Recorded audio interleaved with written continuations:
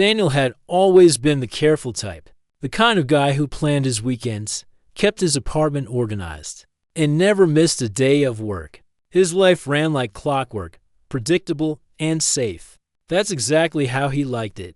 But sometimes, life has a way of throwing chaos right into your carefully constructed world, and you can't do anything but watch it unfold.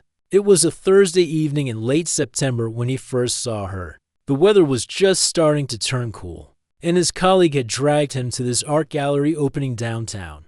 Daniel wasn't really into art, but his friend insisted he needed to get out more, meet new people, stop living like a retired person at 32. So there he was, holding a glass of cheap wine and pretending to understand abstract paintings.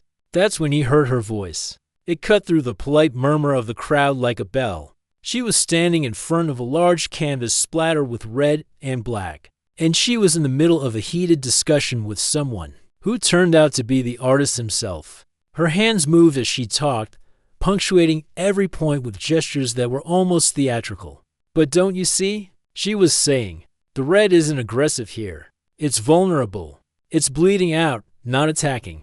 That's what makes it so powerful." The artist looked both annoyed and intrigued. Daniel found himself moving closer, drawn by the passion in her voice. She had this energy about her, like she was plugged into some source of electricity the rest of them couldn't access. Her hair was a mess of dark curls that looked like she'd been running her fingers through them all day. She wore layers of jewelry that clinked softly when she moved, and her eyes were bright with the thrill of the argument. When the artist finally walked away, shaking his head but smiling, she turned and caught Daniel staring. Instead of looking away embarrassed, she smiled right at him. "Did you hear all that?" she asked, walking over. "Tell me honestly, do you think I'm completely wrong? Or is he just too attached to his own work to see it clearly?" Daniel opened his mouth, then closed it. He had no idea what to say. I'm not really an art expert," he admitted. She laughed, and it was such a genuine, unguarded sound that it made him smile too. "Thank God. I'm so tired of art experts. They take all the fun out of just feeling things. I'm Sophia, by the way. My sister owns this gallery, which means I can say whatever I want without getting kicked out." They talked for the next hour. Well, mostly she talked, and he listened, but it didn't feel one-sided. She asked him questions too, real ones, not the usual small talk. What did he do? He was a high school counselor. Why? Because he remembered how hard those years were, and he wanted to be the adult he wished he'd had back then. Did he like it? Most days, yes. Some days were hard, especially when he couldn't help a kid who really needed it. She listened to him with this intense focus, like nothing else in the room mattered. It was disarming. People didn't usually listen like that. "You're one of the good ones," she said finally. "You can tell. It's in the way you talk about the kids. You actually care." Before he left that night, they exchanged numbers. Daniel's friend pulled him aside on the way out. "Hey, just be careful with that one, okay? She seems like a lot." Daniel knew what he meant. Even in just an hour, he could tell Sophia was intense. She mentioned her therapist casually, like talking about a hairdresser. She'd referenced an ex-boyfriend in Barcelona with a tone that suggested the story wasn't finished. Her phone had buzzed constantly throughout their conversation, and each time she glanced at it, a shadow passed over her face before she pushed the phone away. Every rational part of Daniel's brain was waving red flags. This woman had complications written all over her. She was clearly still dealing with something from her past. She had an energy that felt almost manic at times. Getting involved with her would be like voluntarily signing up for drama. And Daniel had spent his whole life avoiding drama. But when he got home that night, he found himself replaying their conversation in his head. The way she'd thrown her head back when she laughed. How she touched his arm briefly when making a point. And he felt that touch long after she'd moved her hand away. The way she looked at him when he talked about his work.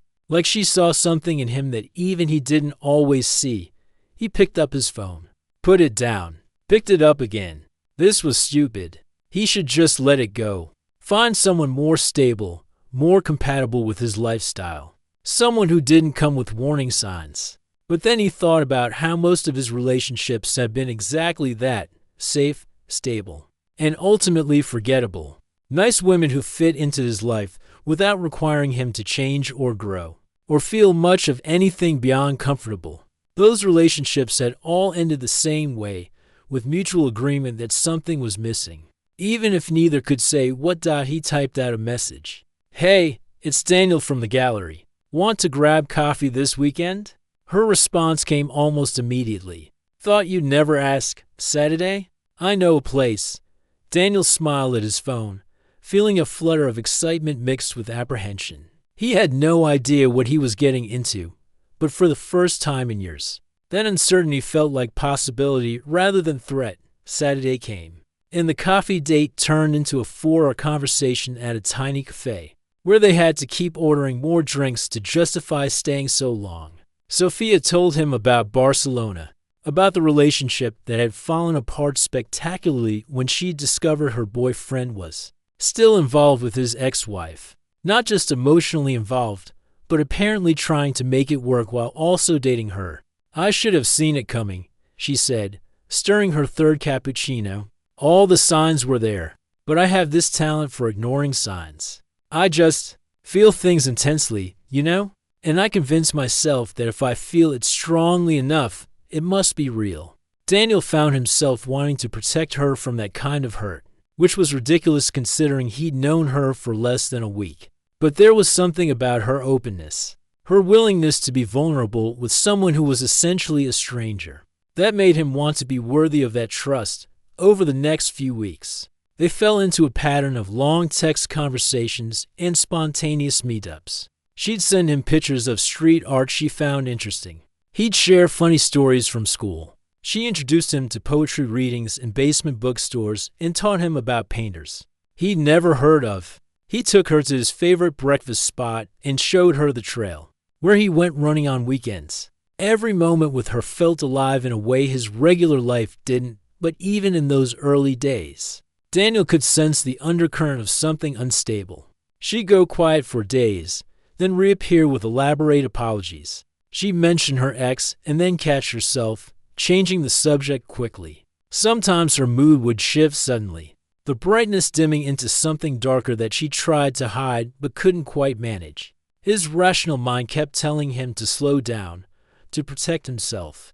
But his heart, for maybe the first time in his careful life, wasn't listening to reason. He was already falling, and some part of him knew that the landing was going to hurt. He just didn't know how much. Not yet. 3 months into their relationship, Daniel's life looked nothing like it had before Sophia. His apartment, once pristinely organized, now had her things scattered throughout. A sweater draped over his couch, her brand of coffee in his kitchen, books of poetry she insisted he had to read, stacked on his nightstand with pages marked and notes in the margins. She moved some of her art supplies in after spending more nights at his place than her own. And now there were canvases leaning against his walls, the smell of paint and turpentine mixing with the usual scent of his space. He'd never have allowed this kind of disorder before, but somehow with Sophia, the chaos felt less like intrusion and more like life finally happening. The good days were incredible. She'd wake him up at 2 in the morning, pulling him out of bed because she'd just learned a new salsa step and needed to teach him right then, right that moment, because the feeling might fade if she waited. They'd dance in his living room in their pajamas, her laughing when he stepped on her toes, patient in a way that surprised him as she showed him the movements again and again. She painted a portrait of him one afternoon while he graded papers at his kitchen table. He didn't realize she was doing it until she turned the canvas around, and he barely recognized himself in the image. She captured something in his expression, a mixture of concentration and contentment that he'd never noticed in his own face.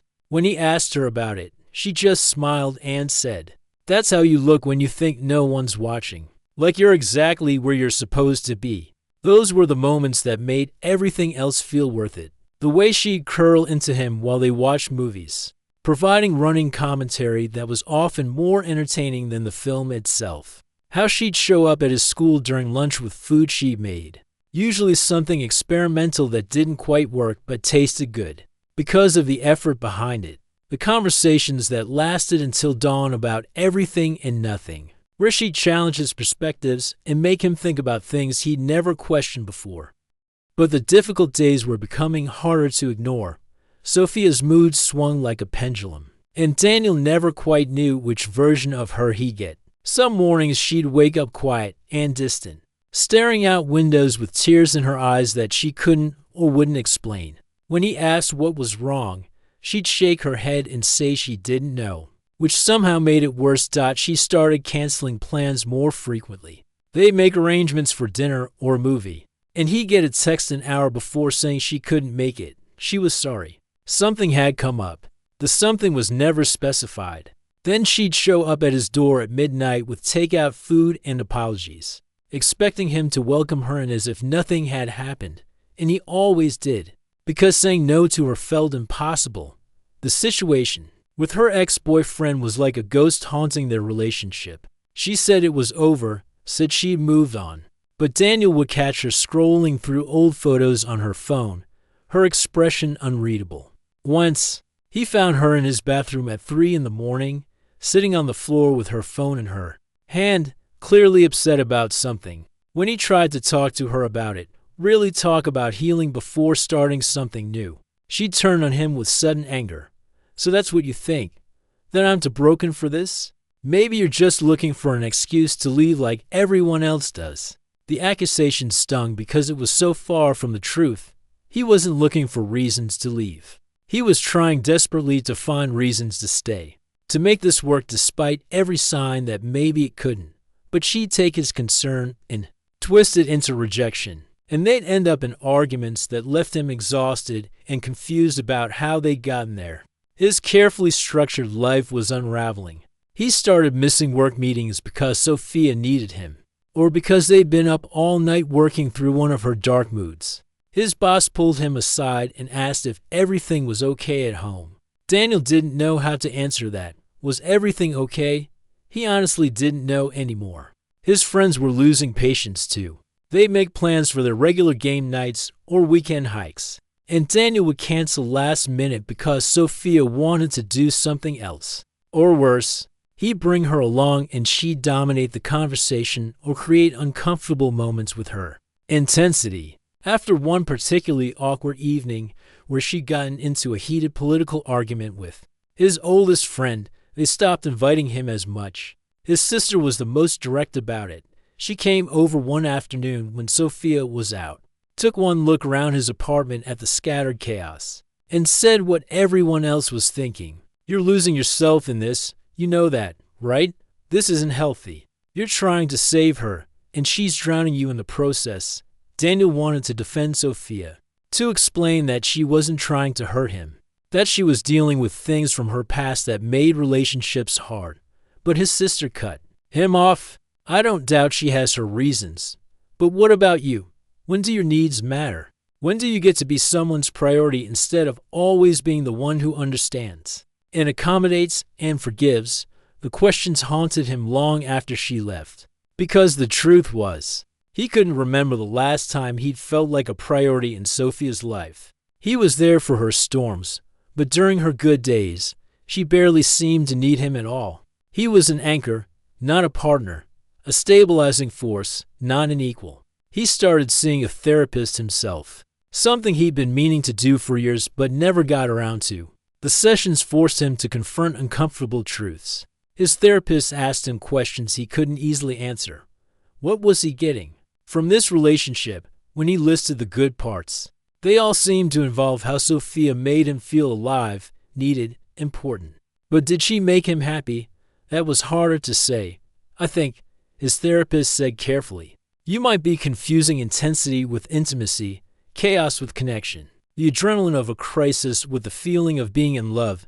Daniel wanted to argue, but he couldn't, because maybe there was truth there.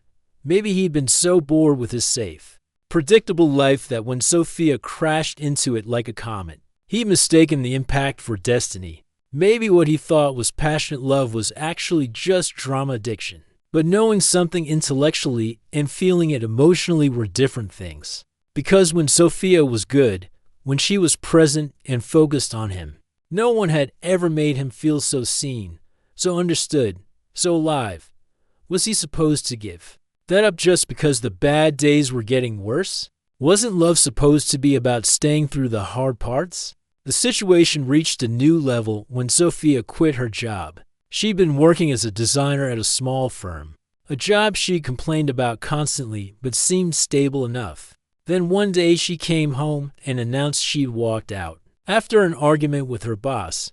Just left, no 2 weeks notice, no plan for what came next. I couldn't stay in that toxic environment, she explained, pacing his living room. You should have heard what he said to me. He completely dismissed my ideas, treated me like I was nothing. So I told him exactly what I thought and left. Daniel tried to be supportive while also gently suggesting that maybe she should have handled it differently, should have at least secured another job first. She turned cold at that, accusing him of taking her boss's side, of not believing in her. They fought about it for hours, going in circles until both were exhausted. Without a job, Sophia was around more, which meant more of both the good and the bad. More spontaneous adventures and creative projects, but also more emotional volatility. More demands on his time and energy. She started talking about leaving the city entirely, moving somewhere fresh where she could start over. Sometimes these fantasies included him. Sometimes they didn't, and he was left wondering where he fit in her vision of the future. The final straw during this period came when her ex-boyfriend reached out. Sophia confessed to Daniel that she'd met him for coffee to talk. Just to talk, she insisted. To get closure. But the confession came only after Daniel had already found out from a mutual friend who'd seen them together. The betrayal wasn't just that she'd met with her ex. It was that she'd hidden it. I didn't tell you because I knew you'd overreact, she said. Defensively. See, this is exactly why. You can't handle anything without making it into this big thing. But Daniel wasn't overreacting.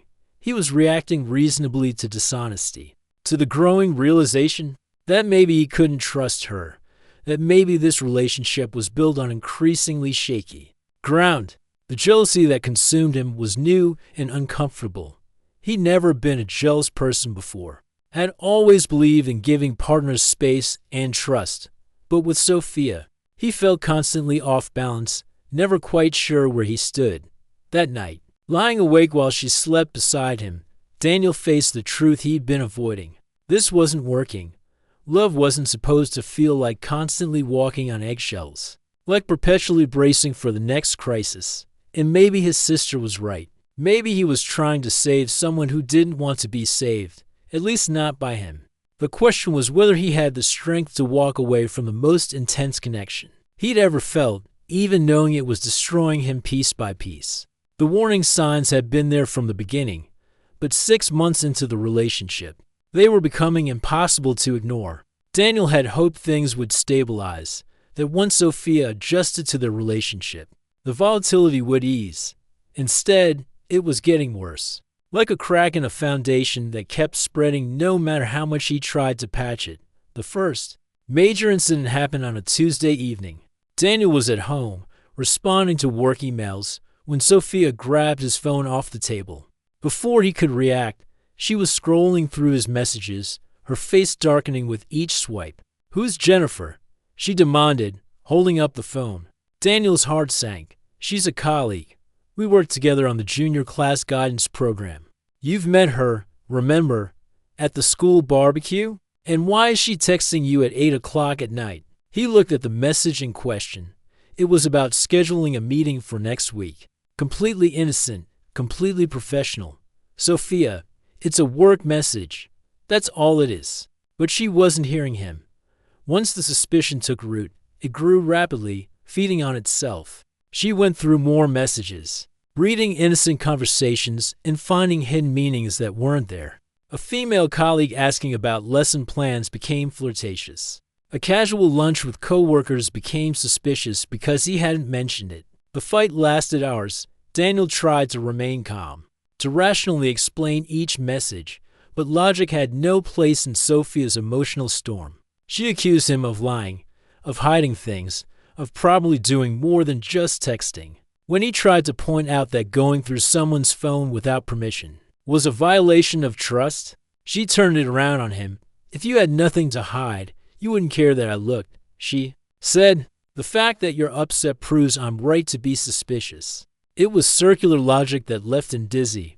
By the end of the night, he'd somehow ended up apologizing, promising to be more transparent, agreeing to check in more often during the day. Looking back later, he realized how manipulated he'd been, but in the moment, he just wanted the fighting to stop. The jealousy didn't end there. It became a pattern. Sophia would find reasons to doubt him, invent scenarios in her head, and then confront him with accusations based on her imagination rather than reality. She started showing up at his workplace unannounced, saying she was just bringing him lunch, but really checking to see who he was talking to, who he was spending time with. His colleagues noticed. His boss pulled him aside after Sophia had appeared for the third time in a week, creating an awkward scene in the staff room. Listen, your personal life is your business, but this is becoming disruptive. She can't keep showing up like this. It's unprofessional, and frankly, some people are getting uncomfortable. Daniel was mortified. His work had always been his sanctuary, the one place where he had everything together, where he was competent and respected. Now even that was being invaded by the chaos of his relationship. He tried to talk to Sophia about it, to set some boundaries, but she took it as rejection. Oh, so now you're ashamed of me? She said. You don't want your fancy work friends to see that you're dating someone who's not perfect enough. For them, that's not what this is about, he tried to explain. It's just that work is work. I need some professional boundaries. Boundaries, she repeated bitterly. That's just another word for walls. You're pushing me away. He wasn't, though. He was trying desperately to hold on to the relationship, while also maintaining some sense of himself. But Sophia couldn't see that, or wouldn't, in her mind. Anything less than complete availability was abandonment. The pattern of fighting became predictable. Sophia would pick a fight over something small, escalate it into something big, and then, just when Daniel was at his breaking point, she'd break down and become vulnerable. She'd apologize, cry, share something painful from her past, and he'd feel terrible for being angry. How could he stay upset when she was hurting so badly? His therapist called it a cycle. She's testing you, he explained, pushing to see if you'll leave. And when you don't leave, when you stay and comfort her, it temporarily eases her abandonment anxiety, but it doesn't address the underlying issues, so the cycle just repeats. Daniel understood this intellectually, but understanding didn't make it easier to break free from. Because mixed in with all the difficulty were still those moments of connection, those flashes of the person he'd fallen for. Sophia would have good days where her creativity and energy were channeled into positive things, where she was affectionate and present, and he'd think maybe they were turning a corner. But they never were. The good days just made the bad days more jarring by contrast. It was like being in a small boat on an unpredictable sea, never knowing if the next wave would be gentle or overwhelming. The constant instability was exhausting in a way Daniel had never experienced before. His friends had mostly given up on spending time with him. They'd gotten tired of the canceled plans, the drama when Sophia did come along.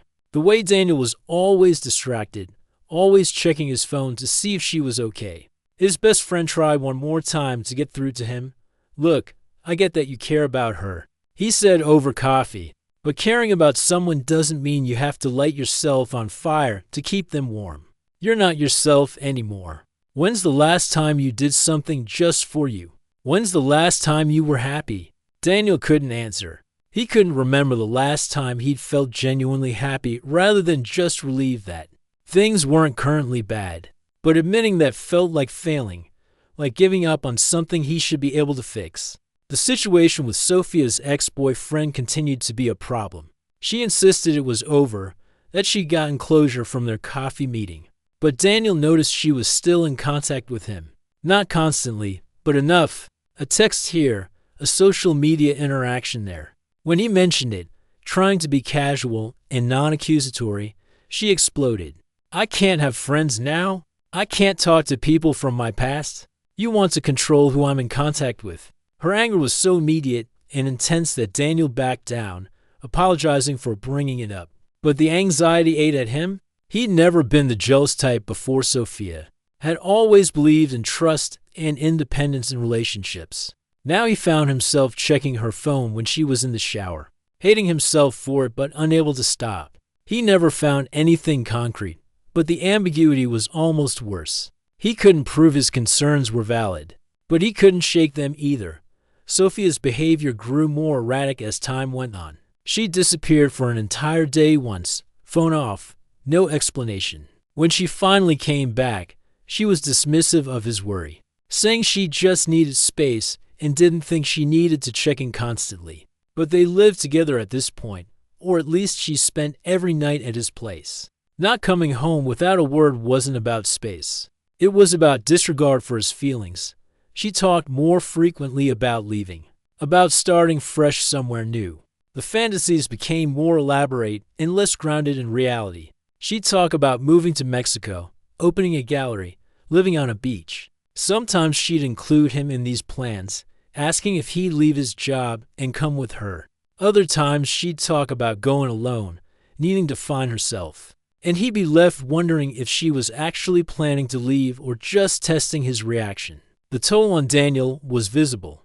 He lost weight because he often forgot to eat, too stressed to have an appetite. He wasn't sleeping well, always half awake listening for Sophia's moods to shift. His work performance was suffering despite his best efforts to keep it together. He'd become snappish with students, distracted during counseling sessions, and he hated that his personal chaos was affecting his ability to help the kids who depended on him. One particularly difficult evening, after Sophia had accused him of not really loving her because he wouldn't drop everything to drive her across the state to see an art installation, Daniel found himself standing in his bathroom staring at his reflection. The person looking back at him was tired, defeated, and barely recognizable. Where had he gone? When had he agreed to become so small, so diminished? His sister's words echoed in his mind. "You're losing yourself." And she was right. He poured so much of himself into trying to make Sophia happy, into managing her moods and accommodating her needs, that there was almost nothing left of who he'd been before. The careful, organized person who'd had his life together had been replaced by someone who lived in constant, reactive mode, always bracing for the next crisis. But even recognizing all this, even seeing clearly how unhealthy the situation had become, Daniel still couldn't imagine leaving. Because leaving would mean admitting he'd failed, that he couldn't help her, that love wasn't enough. And some part of him still believed that if he just tried harder, if he just found the right approach, he could reach the person he knew was buried under all the trauma and fear. What he didn't yet understand was that you can't love someone into healing. They have to choose it themselves. And Sophia, for all her talk of therapy and growth, wasn't choosing healing. She was choosing the familiar patterns of chaos and intensity, the drama that felt like passion, the pain that felt like depth. Until she decided to change that, nothing Daniel did or didn't do would make any difference. He was trying to save someone who wasn't ready to be saved, and in the process, he was drowning himself. The weekend at the coast was supposed to fix things. That's what Daniel told himself as he packed their bags. As he drove the 3 hours to the small hotel overlooking the ocean, they needed time away from the city, from the stress, from all the triggers that seemed to ignite Sophia's moods. A fresh environment, romantic setting, and quality time together would remind them of why they'd fallen for each other in the first place. The drive started out well enough. Sophia was in good spirits, playing music and singing along, pointing out interesting things they passed. Daniel let himself hope. Maybe this would be the turning point. Maybe getting away was exactly what they needed. They checked into a modest but charming hotel right on the water. The room had a balcony overlooking the beach, and for the first hour, things felt almost normal. They walked along the shore, holding hands, not talking much but comfortable in the silence. Sophia collected shells and stones, pocketing interesting ones to use in a future art project. Daniel breathed in the salt air and felt his shoulders relax for the first time in weeks. But by dinner, the atmosphere had shifted. They'd gone to a seafood restaurant that Sophia had picked out, and she'd ordered a bottle of wine. Then another. Daniel nursed a single glass while she drank steadily, her voice getting louder. Her gestures more dramatic. She started bringing up old arguments. Things he thought they'd resolved weeks ago. Why had he been weird about her meeting up with some old friends last month? Why did he always take his coworker's side over hers? Did he even really see a future with her, or was he just passing time? Sophia, we're supposed to be having a nice dinner, Daniel said quietly, aware of other diners nearby. Can we not do this right now? Do what? She said, her voice sharp. Have an honest conversation? Or are you only comfortable when I'm pretending everything's fine? I'm not asking you to pretend. I'm asking for us to enjoy one meal without fighting. But she was already beyond hearing him. The wine had loosened something in her, and all the feelings she'd been holding back came pouring out. She accused him of never really understanding her, of being too rigid, too conventional. She said he treated her like a project to fix rather than a person to love. Some of what she said hit uncomfortably close to home, but the way she was saying it, loud and aggressive in a public restaurant, made it impossible to really hear her points. Daniel paid the bill and guided her out of the restaurant, apologizing to their server on the way past. The walk back to the hotel was tense and silent. He thought maybe she'd sleep it off, that they could talk properly in the morning when she was sober. But when they got back to the room, instead of going to bed, Sophia started packing her bag. What are you doing? Daniel asked, exhausted and confused. I'm leaving. Going home. This was a mistake. You've been drinking. You can't drive. And we're 3 hours from the city. Then I'll call a cab. Or I'll walk. I don't care. I just need to get out of here. She was throwing clothes into her bag haphazardly, not even folding anything, just stuffing it in. Daniel stood there watching, and something inside him finally broke, not with anger, but with exhaustion, complete and total exhaustion. Okay, he said quietly. She stopped packing and turned to look at him. Okay, what? Okay, leave if that's what you want. I'm not going to stop you anymore. It wasn't what she expected. Usually when she threatened to leave, Daniel would try to convince her to stay, would negotiate and soothe and promise to do better. But he reached his limit. He was tired of the tests, tired of proving his commitment over and over, tired of walking on eggshells trying to prevent the next explosion. His calm acceptance seemed to deflate her. She sank onto the bed, her bag falling to the floor. And then she started to cry. Not the angry tears from earlier, but deep, wrenching sobs that shook her whole body. Daniel sat down next to her, not touching her, just being there. They sat like that for a long time, the only sound her crying and the distant crash of waves against the shore. Finally, she spoke. I'm broken, she said, her voice small and raw. I know I am.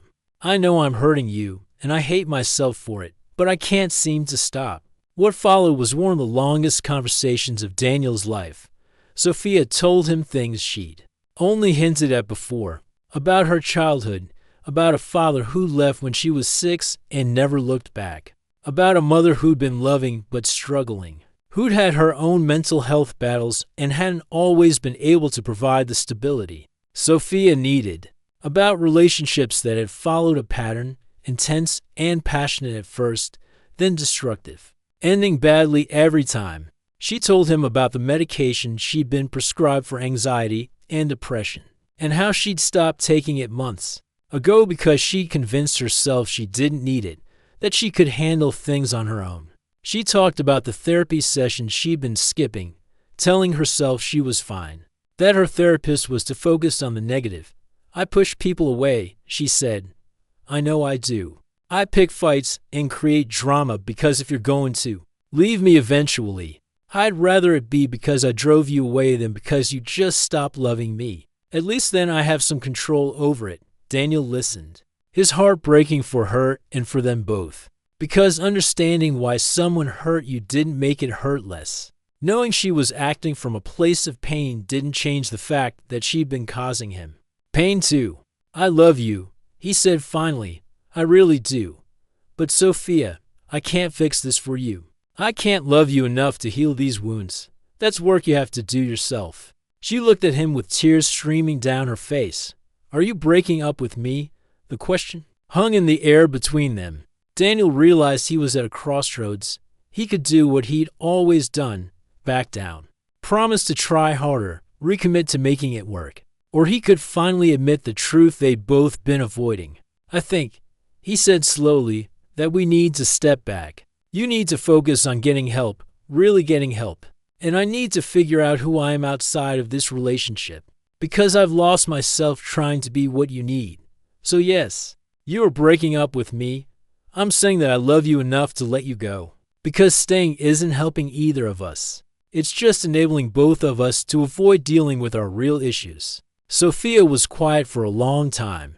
When she finally spoke, her voice was steadier. You're right. I know you're right. I've known for a while that I need to get my life together. But as long as you were there trying to hold me up, I could avoid facing it. They talked through the night, not fighting this time, but really communicating maybe for the first time in months.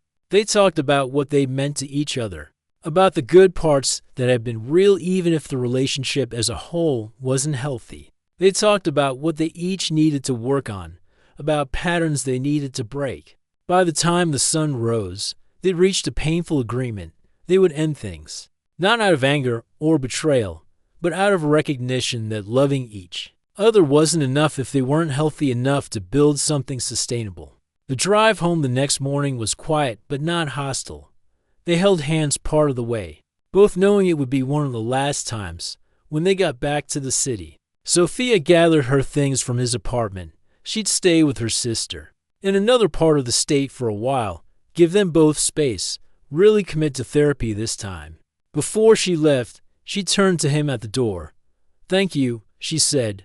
For what? For seeing me. Really seeing me, even when it was hard, even when I was at my worst. Not everyone would have stayed as long as you did. Maybe I stayed too long, Daniel said gently. Maybe, but you stayed because you cared, and that means something. That will always mean something. She left her key on his kitchen counter and walked out. Daniel stood at the window watching her drive away, feeling simultaneously devastated and relieved. The apartment felt empty and quiet, but for the first time in months, he could breathe fully. The constant tension that had been living in his chest eased slightly. He spent the rest of the day cleaning, removing the last traces of Sophia from his space. Her art supplies, the books she left, random items of clothing. He packed them carefully and set them aside to give to her sister for her to collect later. As the apartment returned to its former order, Daniel felt like he was reclaiming himself piece by piece. That night, lying alone in bed that suddenly felt too big, he cried, not just for losing Sophia, but for everything they'd been through, for the version of the relationship he'd hoped for that had never materialized, for the time he'd lost and the damage they'd done to each other. But underneath the grief was something else, relief, freedom. The understanding that sometimes the most loving thing you can do is walk away. The weeks after the breakup were harder than Daniel expected. He'd anticipated sadness, maybe even some relief, but he hadn't prepared for how much he'd miss her. Not the fights or the drama, but the way she laughed at his jokes. How she'd rest her head on his shoulder while they watched movies. The creative energy she brought into every space she occupied. His apartment felt lifeless without her chaos, too quiet and too empty. He threw himself into recovery mode, following his therapist's advice about rebuilding his life. He reached out to friends he neglected, scheduling coffee dates and game nights. Most of them were understanding, happy to have him back without judgment. His best friend just hugged him and said, "Good to see you again, man. We missed you." Work became his anchor again. Without the constant distraction of Sophia's needs and moods, he could focus on his students properly. He started a new mentorship program he'd been planning for months but never had the energy to implement. His boss noticed the change, commending him on his renewed engagement. It felt good to be competent again, to be the person he'd been before. But dating was complicated. He tried, downloaded apps, went on a few dates arranged by well-meaning friends. The women were nice, stable, accomplished. Exactly the kind of people his rational mind knew he should be interested in. But every date felt flat. They talked about their jobs and hobbies, shared pleasant conversations over dinner, and Daniel felt nothing. No spark, no excitement, no desire to see them again. He'd compare every one of them to Sophia, which he knew was unfair. They couldn't compete with her intensity, her passion, her ability to make him feel like the most important person in the world when she was focused on him. But they also didn't come with the volatility, the jealousy, the exhausting emotional roller coaster. His therapist kept reminding him that what he'd mistaken for passion was often just chaos. That real love shouldn't feel like constantly bracing for impact. You're still in recovery, his therapist explained. It takes time to recalibrate your nervous system. You got addicted to the adrenaline of crisis. Normal, healthy interaction feels boring by comparison, but that's because your baseline is off. It'll adjust. Daniel hoped that was true. He didn't want to spend the rest of his life chasing intensity and drama. But he also didn't want to settle for comfortable but emotionless connections. There had to be something in between, didn't there? Stability without boredom, passion without destruction. Through mutual friends, he heard updates about Sophia. She was living with her sister, which seemed to be good for her. She found a new therapist and was going consistently. She'd started taking her medication again and had mentioned feeling more stable, more herself. She joined a community art group and was working on a series of paintings about healing and growth. She'd apologized to several people she'd hurt during her worst periods, taking accountability for her actions in a way she'd been unable to do while they were together. Daniel was genuinely happy to hear she was doing better. Part of him wanted to reach out, to see for himself, maybe even to try again now that they both had time to work on themselves. But his therapist and friends all cautioned against it. She was doing the work because he left, they reminded him. Going back now might undo that progress, might enable them both to fall back into old patterns. Some people are meant to be in your life for a season, his sister told him over dinner one night. They teach you something important, change you in necessary ways, but they're not meant to be there forever. It sounds like Sophia was that for you. About a year after their breakup, Daniel went to another art gallery opening. Different gallery, different occasion, but enough similarity to bring back memories. He was there with friends this time, no longer avoiding social situations. And he was actually enjoying himself. That's when he saw her. Sophia was across the room, looking at a painting. She cut her hair shorter, and she seemed calmer somehow, more centered. She was alone, sipping wine and genuinely absorbed in the artwork rather than performing or seeking attention. Their eyes met across the space, and for a moment, Daniel's heart stopped. All the feelings came rushing back, the good and the bad, the love and the pain. She smiled, a small, tentative smile, and walked over. "Hi," she said simply. "Hi." They stood there awkwardly for a moment, then both laughed at the awkwardness. It broke the tension slightly. "You look good," Sophia said. "Healthy, so do you? I heard you've been doing well." "I have been, actually. Really working on my things, you know? Therapy, medication, all the stuff I should have been doing all along." She paused, looking down at her wine glass. "I owe you an apology, a real one, for everything I put you through. You deserve so much better than how I treated you." Daniel felt his throat tighten. "Thank you? That means a lot to hear. I mean it. You tried to help me, and I pushed you away while also refusing to let you go. That wasn't fair. You leaving was the best thing that could have happened to me, even though it didn't feel like it at the time. It forced me to face things I've been running from my whole life." They talked for a few more minutes. Carefully and politely, she told him about her art, about the healthier relationships she was building with family and friends. He told her about work, about the new programs he was developing. It was pleasant but slightly sad, talking like friendly acquaintances rather than people who'd once known each other intimately. Before parting, Sophia touched his arm briefly. "You know what I realized in therapy? You loved me at a time when I couldn't love myself. That's a gift, even if I couldn't appreciate it then. I hope you find someone who can meet you where you are, who doesn't need fixing. You deserve that. I hope you find what you need to," Daniel said genuinely. They didn't exchange phone numbers. There was no discussion of staying in touch or trying again. They simply said goodbye and went their separate ways in the gallery. Daniel watched her walk back to the painting she'd been studying and felt a sense of closure he hadn't realized he needed. His friend came up beside him. "Was that her?" "Yeah, you okay?" Daniel thought about it. Was he okay? He felt sad, nostalgic, a little wistful for what might have been.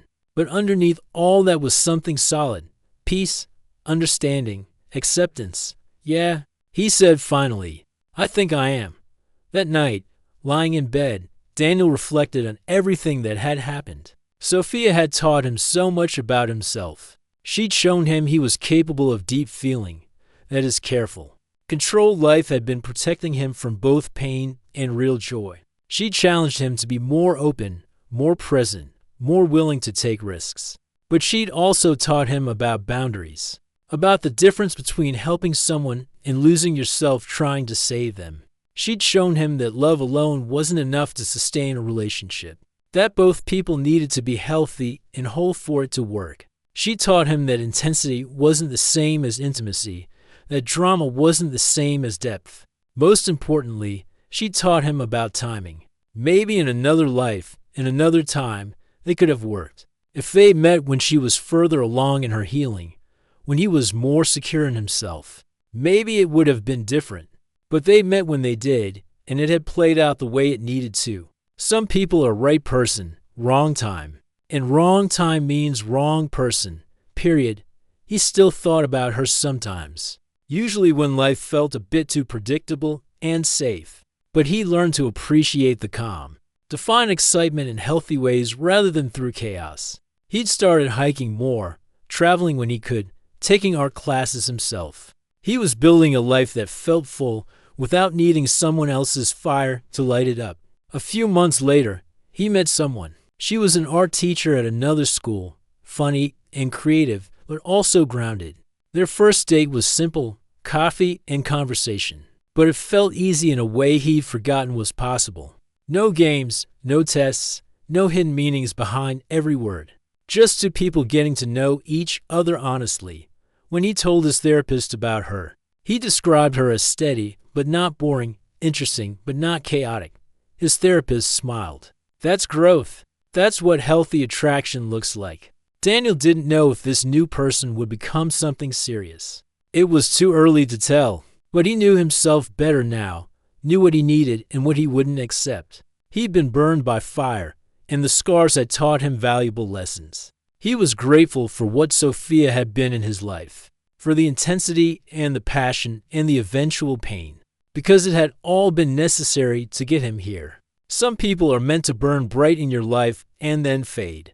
They're not meant to be forever, but they change you permanently. Sophia had been his fire, beautiful and consuming and ultimately unsustainable. He'd been drawn to the flames knowing somewhere deep down that he'd get burned, and he had. But he'd also survived it, learned from it, and emerged stronger and wiser. As he walked through life now, he carried those lessons with him. He was more open but more boundaried, more passionate but more careful, more willing to feel deeply but also more willing to walk away when something wasn't healthy. The burn had been painful, but the warmth of those flames had thawed parts of him that had been frozen in careful control. And for that, despite everything, he would always be grateful. He understood now what people meant when they said you don't regret the things you do. You regret the things you don't do. He didn't regret Sophia, didn't regret loving her despite the warning signs. Because that love, messy and complicated as it was, had taught him how to be fully human. The key was learning when to walk into the fire and when to step back, before it consumed you completely. He learned that lesson the hard way, but he learned it, and that made all the difference.